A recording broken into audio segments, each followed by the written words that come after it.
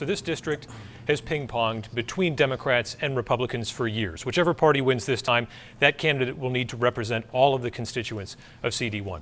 What is it about you that appeals to people throughout the political spectrum? And we're going to start with Mr. Mowers. Well, look, the fact of the matter is that I have a background a lot like folks everywhere. You know, middle-class family that had to pick up and move when their dad's job site changed. Someone who understands what you have to go through when you have a family member that struggles with addiction.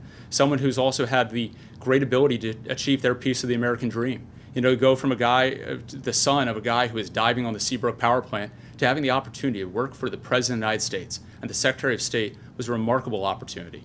But also because I've shown that we can bring people together. You know, I talked about my work in running our global HIV program. That program was actually up for reauthorization the year I was there, the few years I was there. And what we did is we actually brought people together, liberal Democrats and conservative Republicans, to reauthorize that bill because it was in the best interest of American security as well as the moral and right thing to do for our world. You know, so people can count on me because I've already done it. Mr. Mayberry, how do you appeal to people across the political spectrum? I've won election to 5 years served on the Dover City Council and a 2-year term on the Dover School Board. I can run across the spectrum.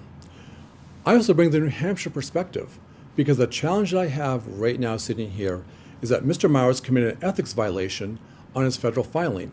He failed to disclose an $810,000 condominium in Washington, D.C., but rents a studio apartment here in Bedford.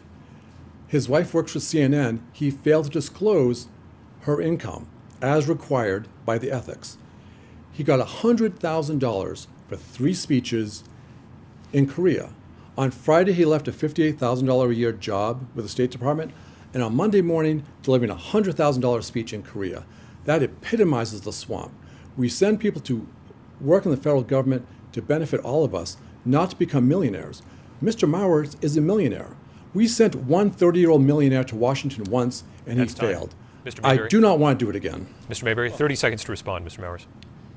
Well, look, that's news to me. You know, I wouldn't be opposed to being a millionaire, but I'm certainly not one. Look, you know, Matt Mayberry can lob all the inaccurate and incorrect lies that he wants. None of what he just said is true. And in fact, if people want to see it, they can go on the House website and they can see it because it's all right there. It's all perfectly transparent and by the book. I mean, I'm an Eagle Scout.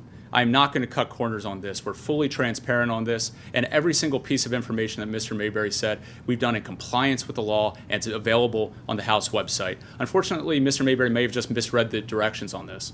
Gentlemen, that's time. We've given each candidate time for a closing statement. We've got to move to closing statements, sir.